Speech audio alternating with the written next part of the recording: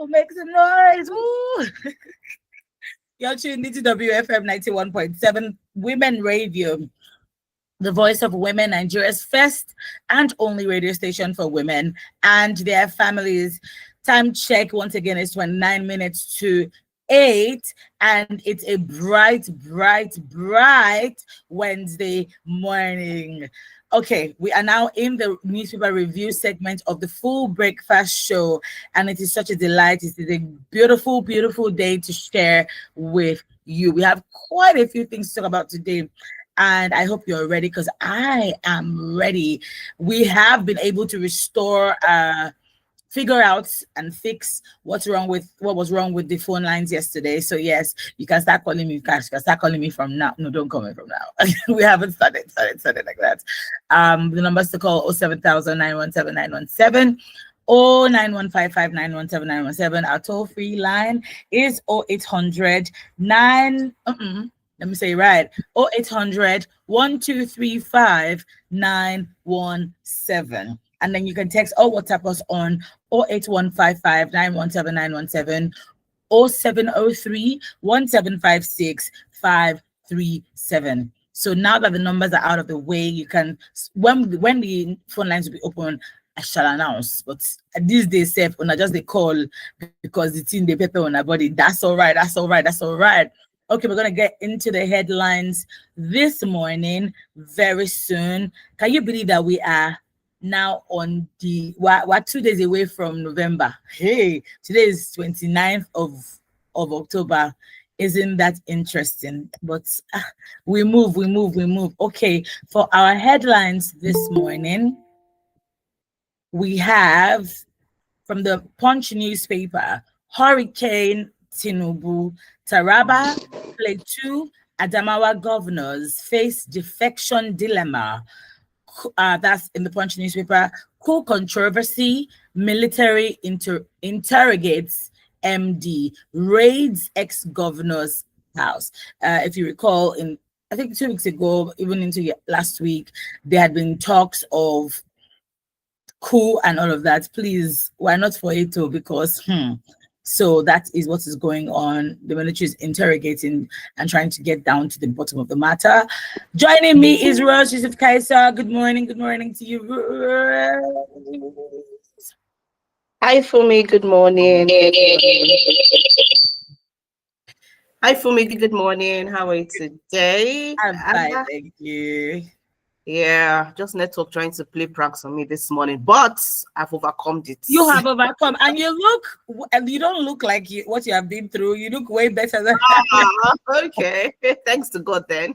Thanks to God. I hope you're way better. You're way better. Yes, definitely. That's good. Okay. Yeah. So I had started the headlines, the Punch newspaper. Do you want to continue? The Guardian? Oh, yes. Let's head on to the Guardian newspaper. On the Guardian newspaper, we have election year to test Nigerians' reform momentum and growth recovery.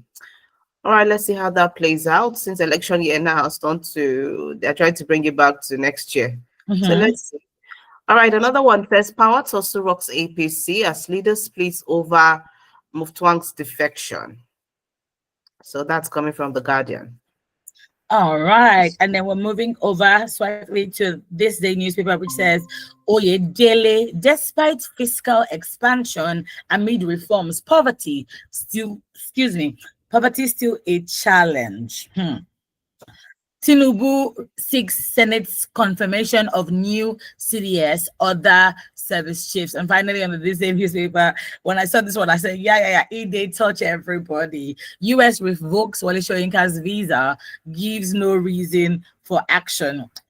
I'm going to take a pause. Interestingly, yesterday, 2 days ago or 3 days ago, my brother was telling me of a woman that he saw her news, she came out to say she had 5 years visa on her passport, and then the US revoked it. And this is someone that was already planning, I think, to go for Christmas, or was it for the summer holidays? They had booked everything, we're talking tickets, everything, and it was revoked. A couple of months ago, we had this conversation with, I think it was Buki, yes.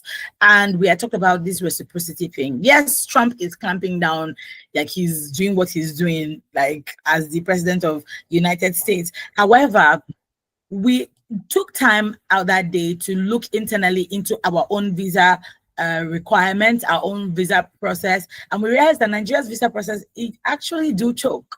It choke. So countries are revolting. It's like payback. They called it reciprocity. That's what the term is.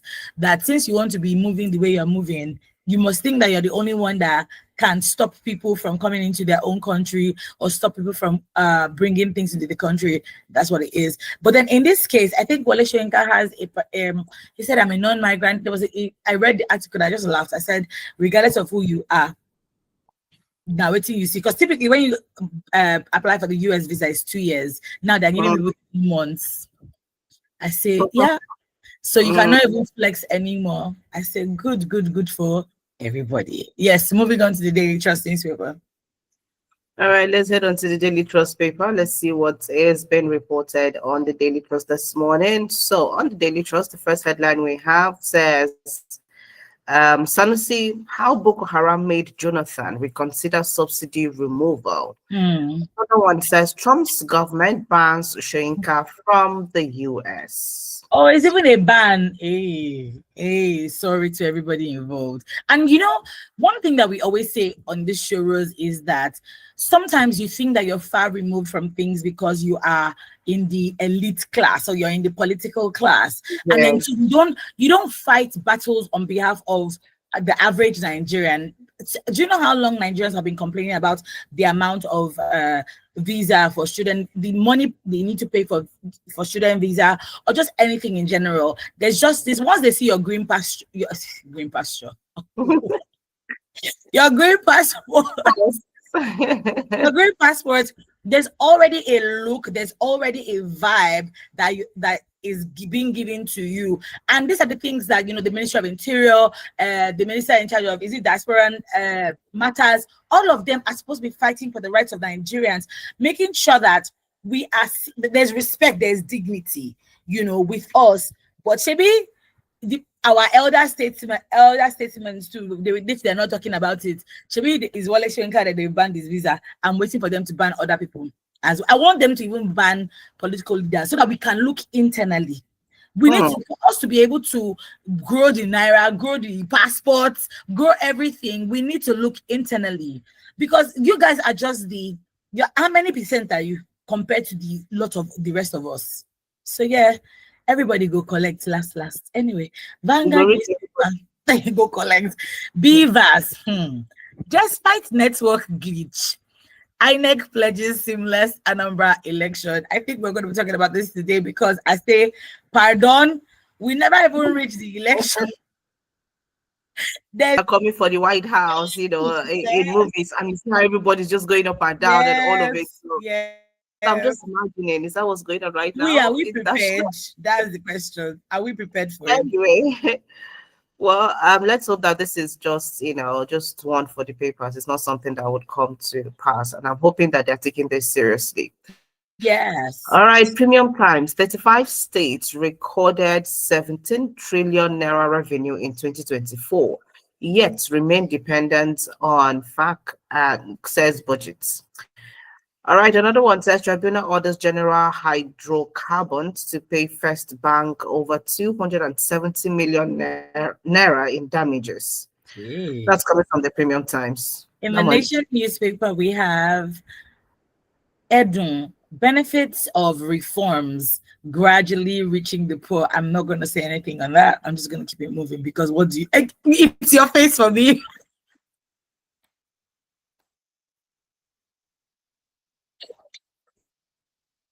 You're muted, Rose. You're muted. So what came to mind yesterday, when I saw this just now, what came to mind is the issue of rice I saw on socials, where the government is saying that, the prices of rice has gone down again. I'm like, okay. And then I'm seeing this one, benefits of reforms gradually reaching the poor. Let the poor come out and say it now. Let us hear. The question is, does he know how much a bag of rice is? Yes. Okay. Revocation of my US visa won't deter me, says Shoyinka. Good. That's the spirit. That's the spirit. Good.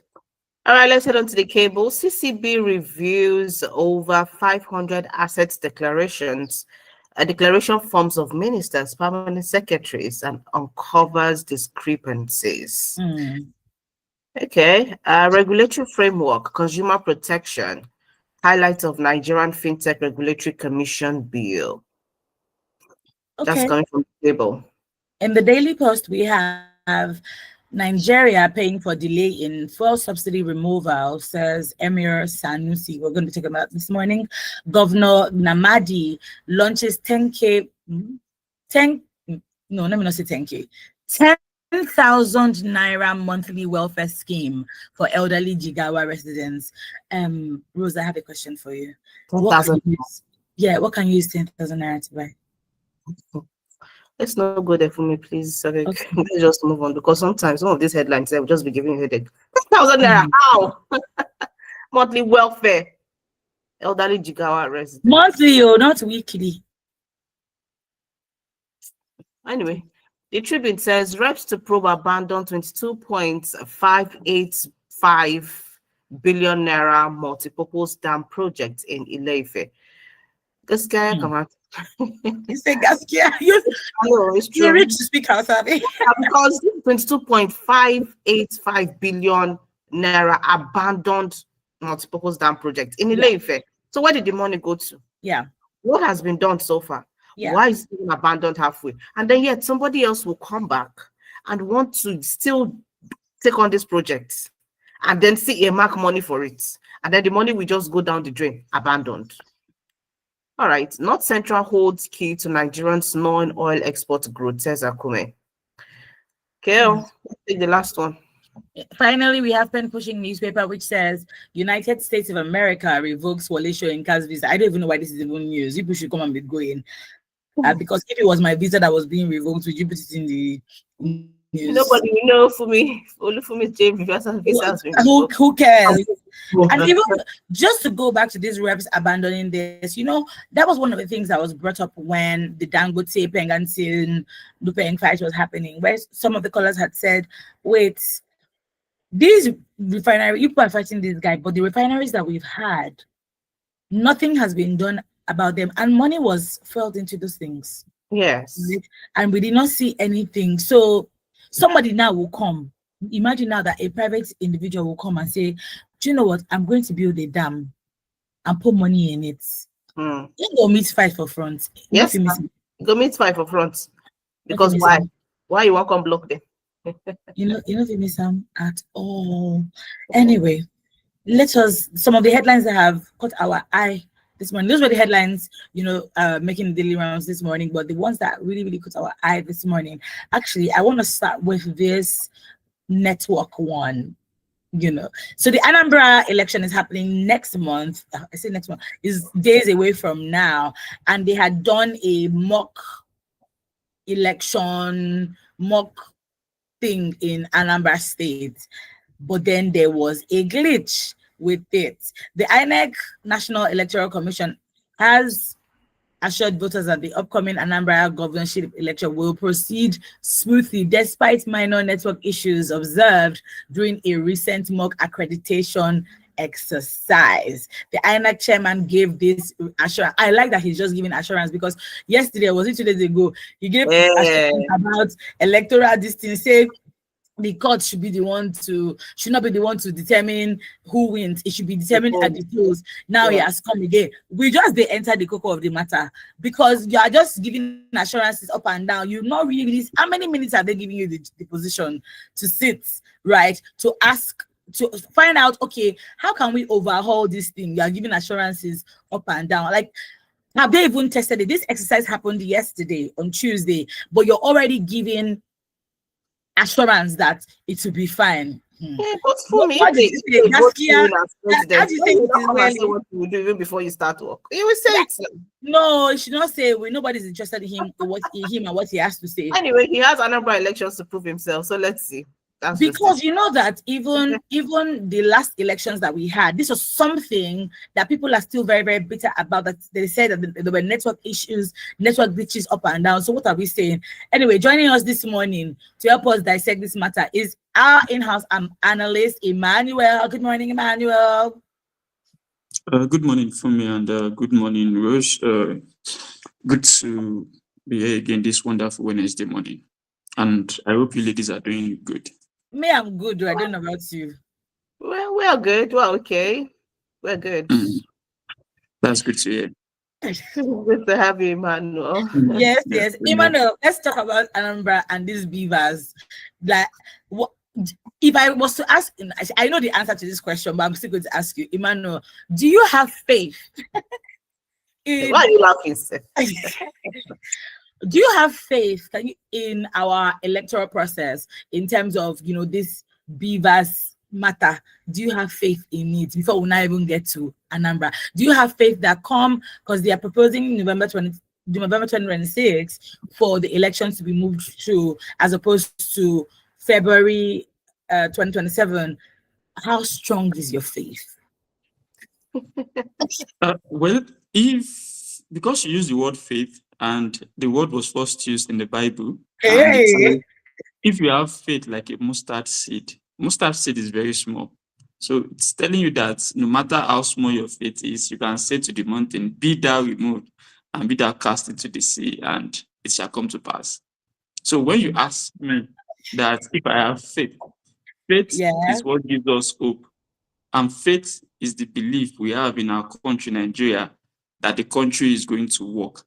So if you ask me that if I have faith, I mean, you've gone biblical, and I have to give you a biblical answer. I withdraw my biblical word, in a more practical way. If you have faith, you have faith. That's why you are open that Nigeria will be better one day. You have faith. That's why you are open that the system will work one day. You have faith. That's why we are seated here this morning discussing the issues and providing solution to our political leaders to enable them to take the right decision.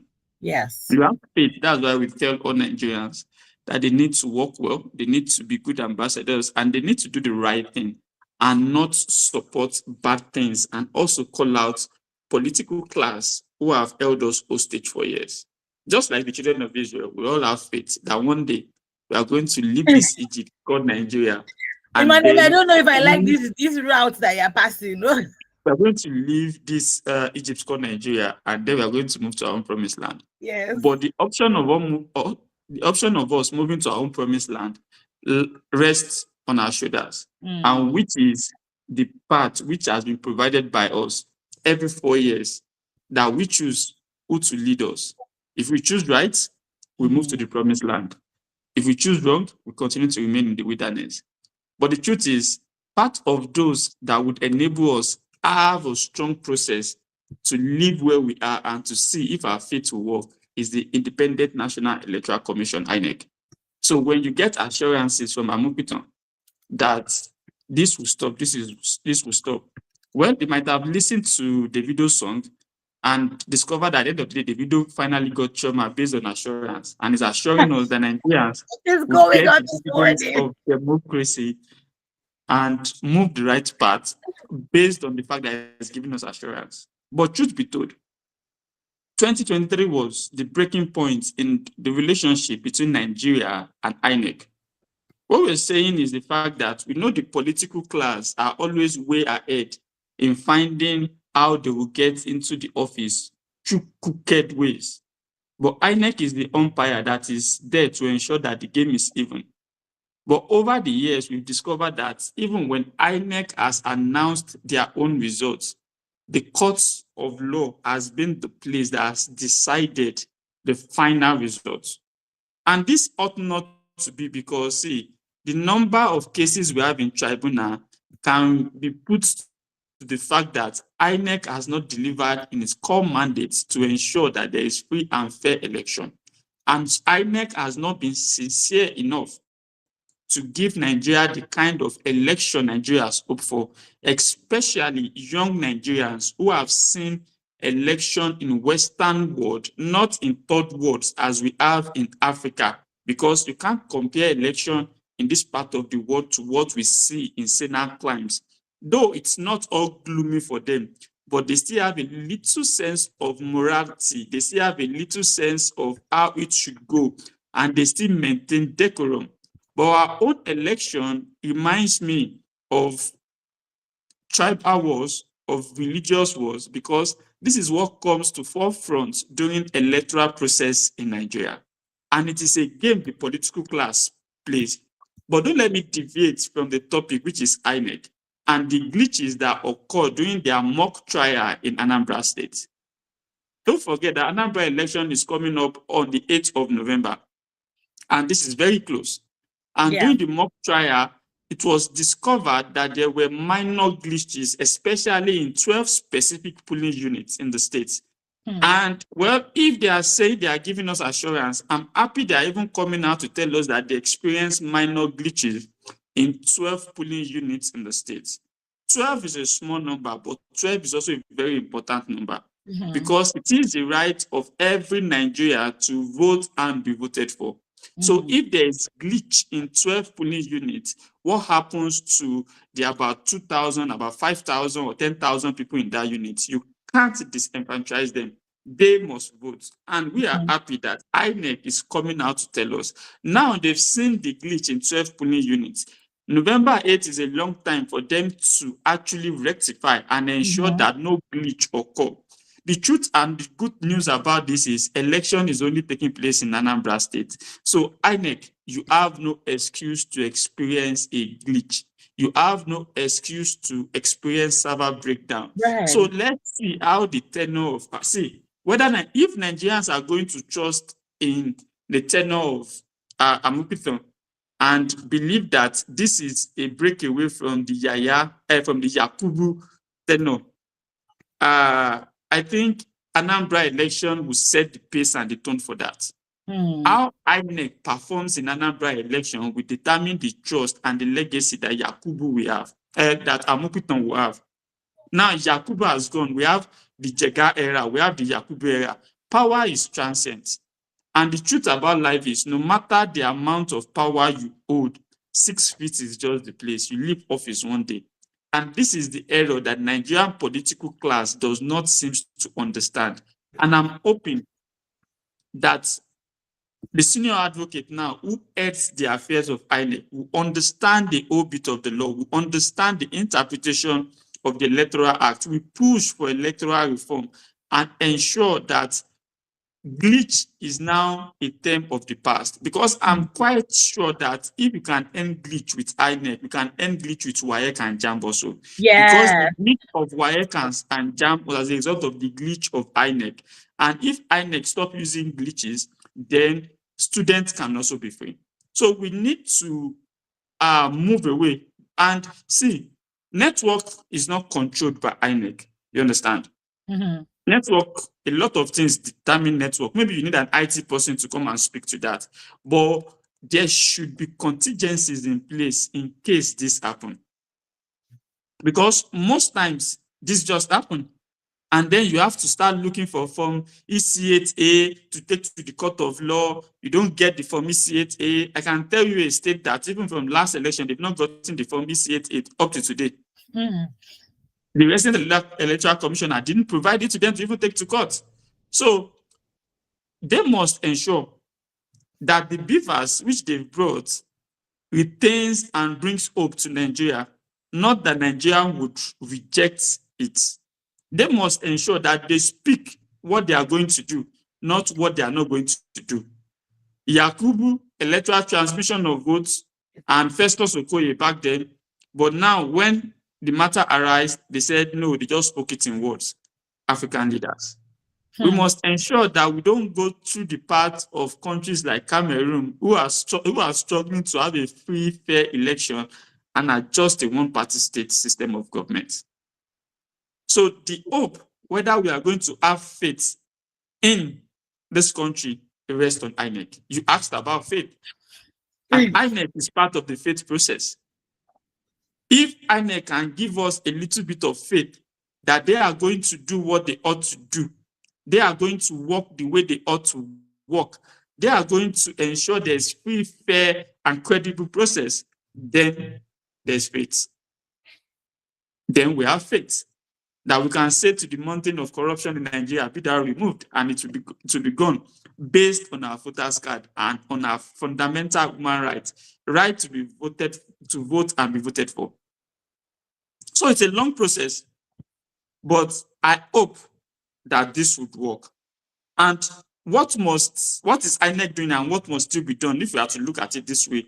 They've extended the PVC collection to November 2nd based on the low turnout, because they have about 63.9% of registered voters who had picked up their voters card. So there is an extension of that, which is good. Then they have to also engage security agency and transport union. I still have an issue because, see, our transport union are not free, are not independent. I think transport union leaders do have one or two political affiliation. Correct me if I'm wrong about that. But we still need them to move electoral materials. That is a lot. So when you talk about glitch starts from the process to the final outcome. You can't be using transport unions to move electoral material and then you won't have glitch. From some not arriving on time, from there not being enough buses. So these are just a fundamental problem that has eaten deep, and until this is addressed, we'll keep going into this. There should be clear contingency plan for Beaver's technology failure. See, no matter what INEC does, INEC are not network providers. Network providers can sabotage the effort of INEC. INEC can have everything in place, and then the network glitch is not coming from their end. Though the last time they claim it was from their end. So it is a whole lot. See, we have a whole lot of actors who are in play, and one of them can sabotage the situation and make all other group efforts unfruitful. If the security agency decides not to do the right thing, that's a glitch, because it gives rise to thuggery, and then you see people be disenfranchised, political polling units being scattered by thugs, ballot boxes being carted away. We don't speak about that security glitch a lot, and it happens in our election.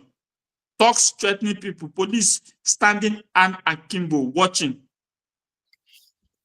There is no communication gadgets for the police officer to even radio command headquarters or radio for backup. They are just there with stick, kondolopa.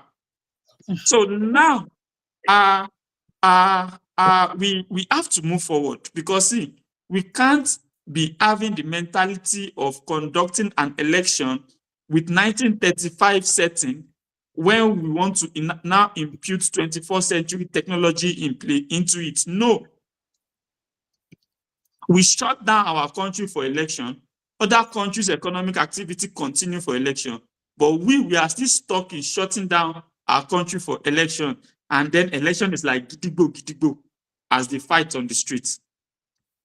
So at this point, the glitch that we are talking about, they say is in 12 polling units from INEC. But INEC must also ensure that from other actors who are in play, they don't also experience glitch. Because if they do from other political actors who are in play, then at the end of the day, Anambra is not going to have a free and credible election. And I feel like at this point also, they need to monitor the flashpoints, because these are things that causes glitches. They have it. The security agencies have their security reports. But as I've always said on this platform, we are reactive, not proactive. So now, all eyes will be on Anambra State. All eyes will be on Amukithon. But don't forget, there's also a resident electoral commissioner. So see, we were able to put all the blame on Yakub and all the last time. But a lot of atrocities also took place with the resident electoral commissioner, with the RCOs, with the returning officers, and all, who don't follow standard to actually announce results. So going forward, what do we do? Okay. Amukuto must ensure that Anambra election puts faith in the hearts of Nigerians that INEC can still live up to its core responsibility. He has to ensure that he puts his foot on the ground and they know what he stands for. See, when you get into a place as big as INEC and they don't know what you stand for, anything will go. If it's to stand for credible election, it must start now. And he's a little bit late to the party because before he became INEC chairman, these politicians are already plotting. They're already plotting how glitch will happen in their opponent's stronghold, and election will not hold in their opponent's stronghold. They're already planning on how the number will go up in their own stronghold. They're already buying and selling people who don't have conscience, who will sell the soul of Nigerians to them. They're already doing that. And don't forget, one actor the other day promised 1 million naira for those who will win in word, and then 5 million naira for the best word. And I asked, is it his family money? You get. That is the question we need to ask. And when you see them already telling you all this, it's an inducement. They're trying to induce voters, but some will argue, no, it's just saying.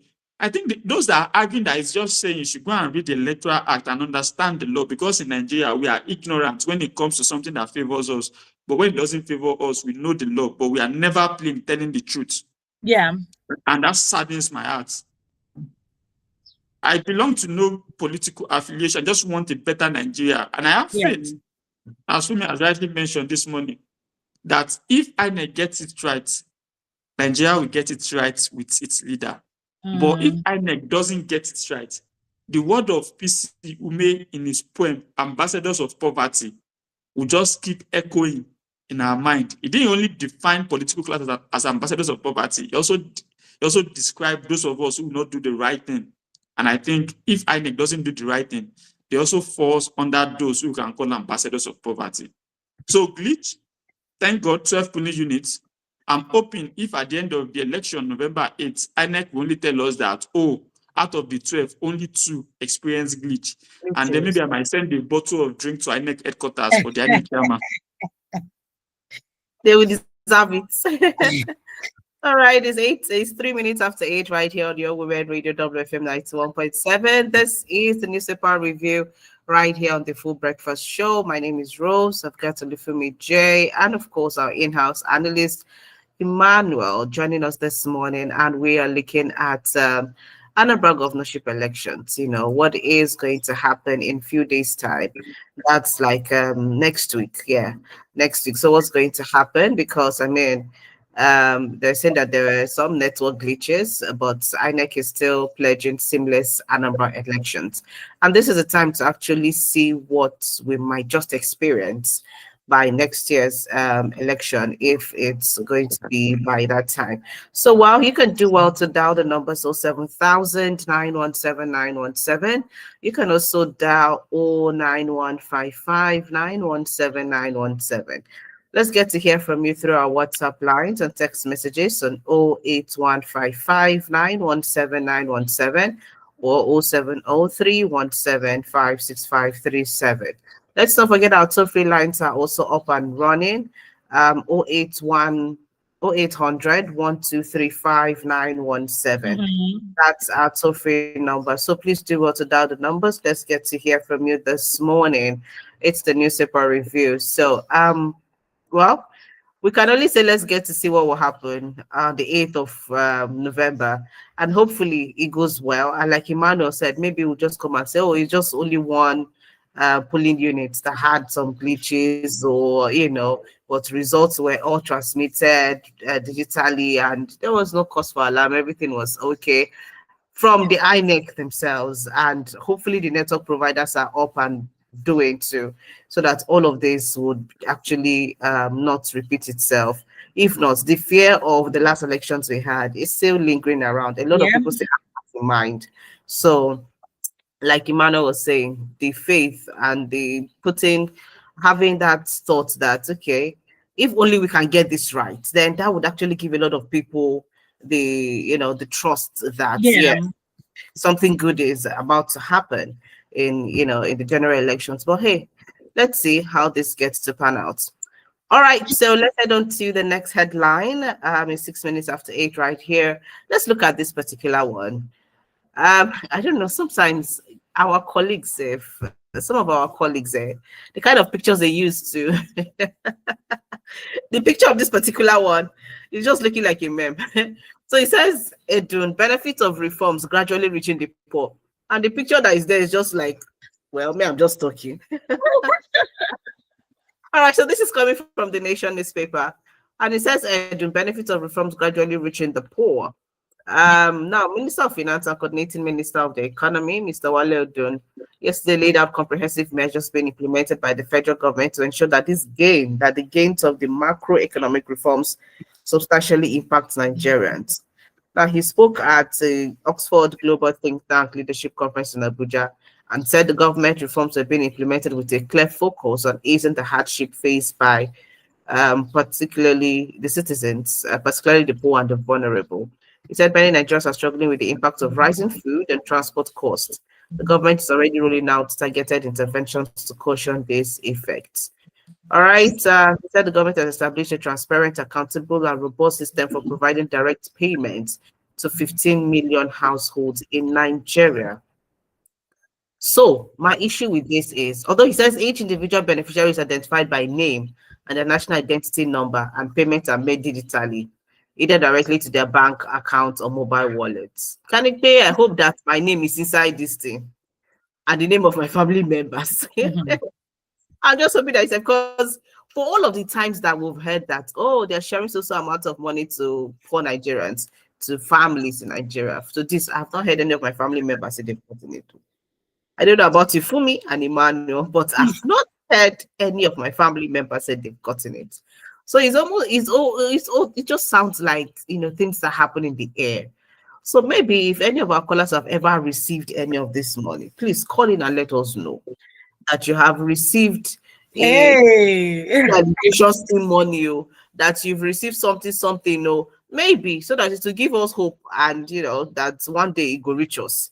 But then, is the sharing of such money to the vulnerable, to the poor in our society, is that the way to go?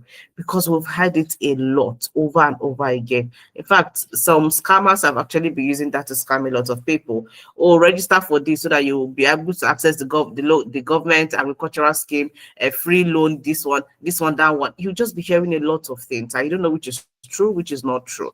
And that's because the government themselves have actually given room for that to happen. Yeah. So is this actually the way to go?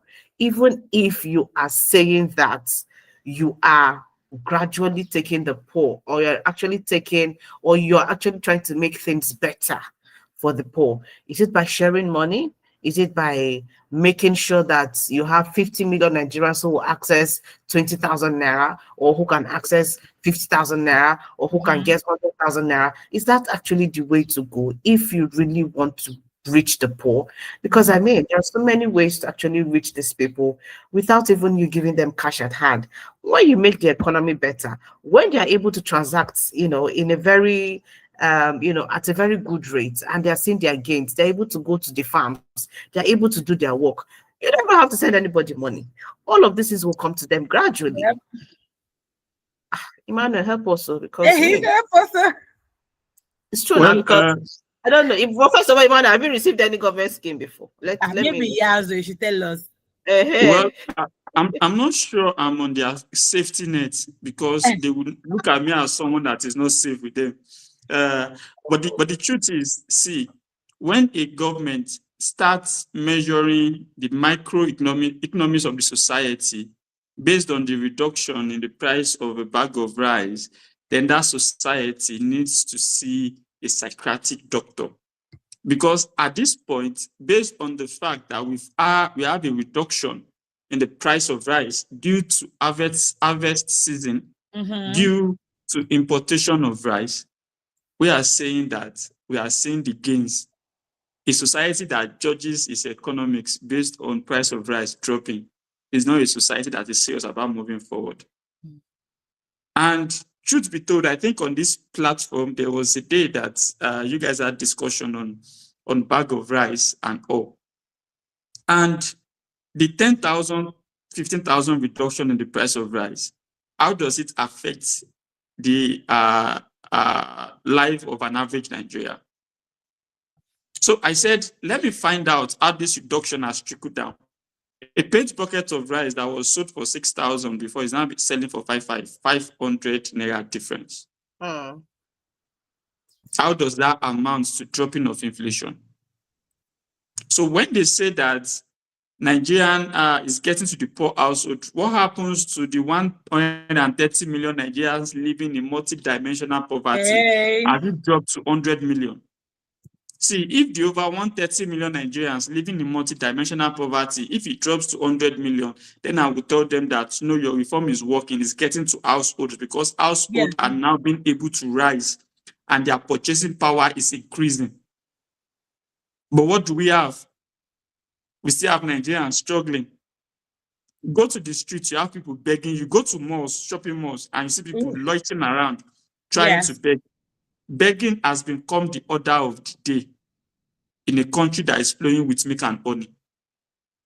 So you ask the basic question, how has this impacted the life of an average Nigerian on the streets? See, when I speak and I use the term average Nigeria, I'm saying find those 130 million people living in multidimensional poverty, because they are the larger part of the society. Find an average of them and ask them question how this has helped their life. So when the coordinating minister of the economy is saying this, I laugh. I laugh because, see, when Nigeria ought to have gotten it right, part of those in this current administration were those who went against Nigeria getting it right, not knowing that they will be in power one day and they will face this same situation. That's why I have a friend that always says, do unto others what you want them to do to you. And I look at it and I'm saying, what was done to previous administration, they are seeing it now. They are seeing the situation of things. And getting it right requires a whole lot.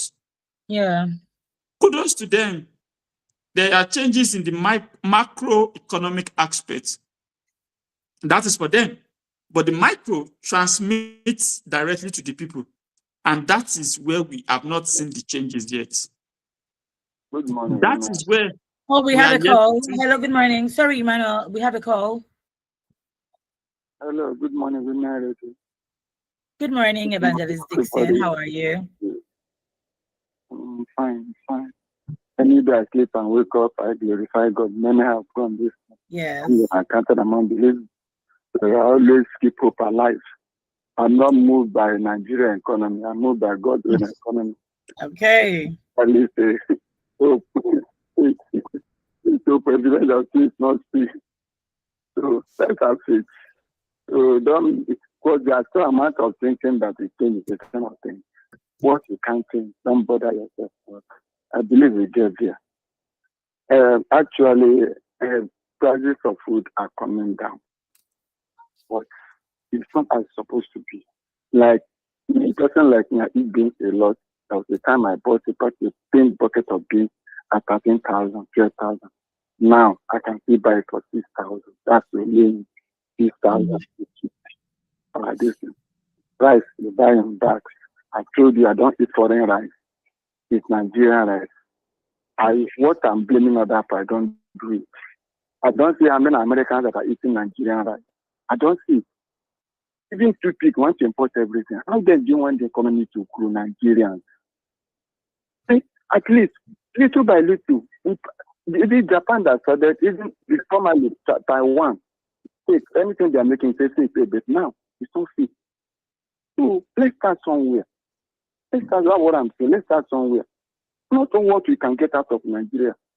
What can we do to make Nigeria get anywhere we are? Nigeria will be great if we all have more mind. With of our religion and tribe. Because some of us that are complaining, we find ourselves in the of government, it's worse than them. So people that are there now were those that were complaining. See how they are feeling. But if they can do and get away, they cannot get away from God. We should all do the right thing anywhere we can. That Nigeria we expect it. It all depends on us. You and I, anywhere you are. Don't say because others are doing something, also you also will do. No. Forget what they do, your own. You try to your own part, clear your conscience. On the day of voting now, many people will not go out. Last vote, how many of us voted? They start at them, they've already read the letter. They did not go out. They sat down at them, our vote does not count. And after we come and complain. I don't know why. What do you put in this country? So we always do the right thing where we are. I've enjoyed this country before. I still believe I enjoy it. We should all do the right thing. We feel that God is watching us. And one day go back to him and say, God bless you, God bless Nigeria. Thank you. Thank you so much, Evangelist Dixon. Evangelist Dixon always comes with the, calmness just to encourage everybody. Thank you so much for calling. Emmanuel, go ahead. So, as I was saying, while Edwin was speaking on the 4.2% GDP growth rate recorded in the second quarter, and he was also speaking on the fact that the foreign reserve has rose to, I think, for 3 billion naira, the highest since 2019, and was speaking based on this fact. And they also mentioned that a bag of rice at 120 now cost 80,000 naira. And I keep asking, what is the minimum wage that some state governors have used to pay? So when he says that we've left... Oh, we have a call. So sorry to interrupt you again. Hi. Good morning. Hello, good morning. Good morning. It's Emmanuel. Good morning. Good morning, Good morning. Mr. Bole. So when you say macro, micro, and it doesn't trickle down to the average Nigerian, they don't believe in all this English. See, when I come to read stories on pages of newspaper and I hear this big English, my own is, how does it affect the average Nigerian? What is the reality? They don't want to hear people are speaking English. We have done this, we have done that. They want to see it play out. They want to see it just the same way Mr. Emmanuel is saying it this morning. They want to see it play out. What is the essence of a reform or a restructuring if it's not affecting my life as an average Nigerian on a daily basis? Yeah. That's the question here. And if you tell me rice is 50 something, I should pick Nigerian rice. So please, let's start from Nigerian rice. If it is 57,000 naira, please, I want to ask a question. How much is my minimum wage? What is the minimum wage? If Nigerian rice will go for 57 or 60,000 and you use that as a yardstick to measure our statistics in this country or the prices of goods in the market, it does not make any sense to me. I don't want to be living with rage. But please, whenever these people come on air to insult our sensibilities, they should realize that how much is an average Nigerian paying before you buy gas, before you buy condiments to prepare this food, then share it amongst your children. So what are we really talking about? If you want a good life for Nigerians, subsidize agriculture, subsidize everything. See, the way to a man's heart is his stomach. If you can give me stomach infrastructure, begin to align other things, then I will say, okay, I am living the life of a Nigerian. If you can't give me that, you are taking my breath away, you are taking my life away. But if you cannot play ball with me, you come to tell me to come and vote for you, or to come and tell me something is working, when I cannot visibly see that thing that is working, then you have failed as my government. Good morning, everyone. Mr. Emmanuel, well done. Well done, Mr. Emmanuel. See, if you listen to, let's say, 200 callers this morning, I can assure you that 95% of them, without any political affiliation, would tell you they are not yet seeing the dividends of this economic reform. The president mentioned that we have to take baby steps. But at this point, if you have a 2-year-old child that is not yet working, you are going to see the doctor every day, the pediatrician every day, to have a conversation on why the baby is just crawling and not making an attempt to stand. I think at this point, we've been backed. We are now meant to start to be at the phase where we can stand up unaided as a baby. But the baby step the president asks us to take is not working. We are not seeing the dividends. See, when Nigerians starts to see the dividends of what you are doing and it trickles down to them, I won't be the one to sit down here and tell them. They will be the one to call and tell me that I'm wrong. I'm wrong, that their life is getting better for it. But the truth is their life getting better? On paper, they might say macro, that's the general economics. GDP rate is growing, foreign reserve is growing high, and all that. But what does, I speak for the average Nigerian, what does an average Nigerian understand by that? He just wants to survive. And because Nigerians are well blessed with survival, I don't know how we got that survival rate and our adaptation rate to anything that happens to us. Our leaders have taken full advantage of that. Well, I marked yesterday's date when he said that, and maybe in the next 1 year, we'll come back and we'll say that. Just like a particular governor that budgets for construction of a particular road every year until it was called out. And he keeps budgeting, saying it's going to be in 2026 budget. So these are the things we need to look at. Are the lives of Nigeria better for it? I think the coordinating minister of the economy needs to come down from Abuja, down to Mile 12, down to Agege, down to different markets in Lagos where he resides naturally, and ask questions from an average Nigerian. Let him disguise and go to Oshodi, or let him move without security to Mile 2 and understand if Nigerians are better for it. But the truth is, the government has made gains in the macro sector. Now they need to sit down and find a way to ensure that these gains in the macro sector transmit to average Nigerians, whereby they see the gains of the reform. And we don't just see it in terminologies, big grammars, and in CBNs, but we see it in our life. And for the cash transfer, only a nation who wants to remain in abject poverty will keep giving its citizens fish when it should teach them how to fish. Yeah. You can't keep telling me you are giving them conditional cash transfer. It's just satisfying their hunger temporarily. What happens when this thing ends? There was a project they did then whereby they employed graduates to schools to teach and they pay 40,000. I can't even remember the name of that project. What happened to those graduates when those projects ended? Nothing. You can't keep doing palliative measures and expect the road not to be damaged. When you do palliative measures on road, give it 3-4 months, it returns back to its natural state, but not the natural state that you met it when you did the palliative measure. It gets worse than that state. That's why when they fill potholes on road and the potholes open, you see that it becomes more dangerous than the original state.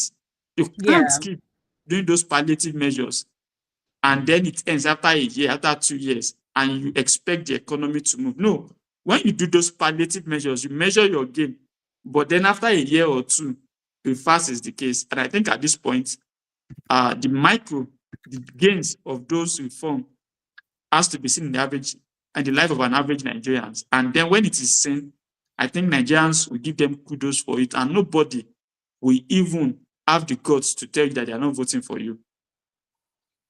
Political office is based on performance. You perform, no amount of propaganda would allow people to go against you. You don't perform, you need propaganda on the people to regain your term in office. Good morning. Okay, let's take some messages this morning. This one, they've been coming in this morning. This one is from Olushoga Ajay. He says, the United States revocation of Wole Soyinka visa is a welcome development. Calling Trump a dictator while living in the country which leadership oozes dictatorship and the citizens impoverished, yet no single word from him. Hello. My sister is good. Hello, good morning. We have a call. Good morning. Yeah, good morning, sister. My name is Alpha Jami from Pitu. Say that again. Your name is what? My name is Alpha Jami from Pitu. Alpha Jami. Okay, good morning. Are you a first-time caller? No, I'm on with you for long. Oh, okay. Okay. Thank you for calling on this show.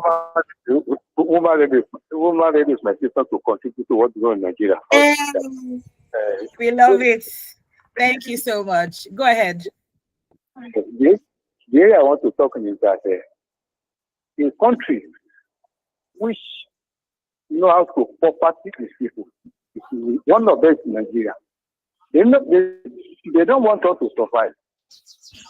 And like my brother said, how can you give these people? You say you are give billion of naira, 7,000 for the people. Give the people the way the people can manage their life themselves, not because depend on government. Okay, this money they are spending on cancer, something like that. You see that money for business or also what they need to stop. If they are not producing to use small scale enterprises, to not allow them to grow. Only to just put them under poverty. And you think yourself, only Nigeria saw the government pay himself. When the people have not been getting past, see the subsidy this time around, when our government remove something, Nigeria is supposed to be enjoying. According to what the president said last in the first month, he said that he get 1.7 billion for subsidy.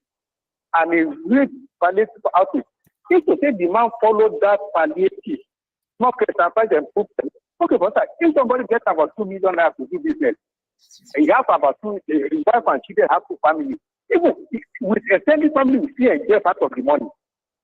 And the money that money will be, even for your 4 years, if you give them so somebody that food to do money, it will affect the Nigerian life more than 25,000.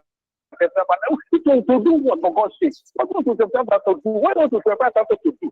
And I think you were 300 billion now, you prepare a 18 family. And I'm not anybody say that, oh, I got this money. Because one out of 100 will say, the people complain, you will just say somebody gets it. 1 out of 100 people. You see, that's why they will. I think we need to save the man life on masses in that. I don't know. We put all those economic in the place. See our minister of Justice, see our minister of finance, every of them they are demons, but they are not doing anything which can bring Nigeria out of poverty. Very unfortunate. You see, the way I don't listen to is the only thing. You import rice. One of my friends called me, one of my friends called me at Sanfara recently. He said that rice is very cheap in that episode. The farmer is now crying because they are soft. Instead of going to go to there, bring rice on that place, they are going to import the rice because the money want to save out of the carry money go to foreign to go and save our money. Sanfara here, I told you, last week I told my friend, he said that's very cheap. You want to save about 5,000, it's not 2,000 naira.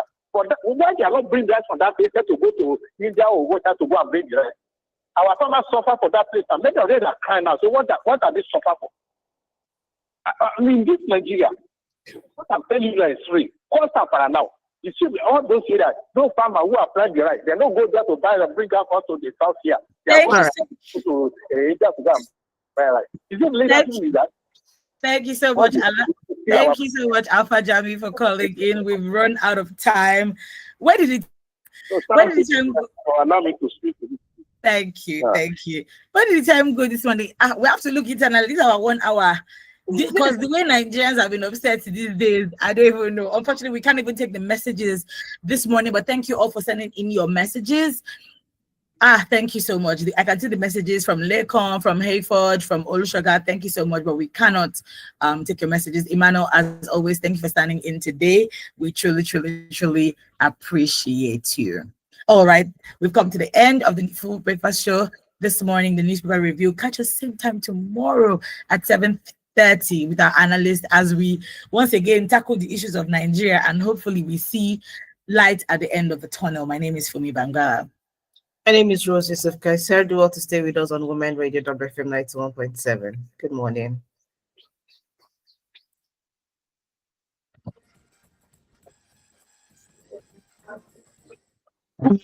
Have you been a victim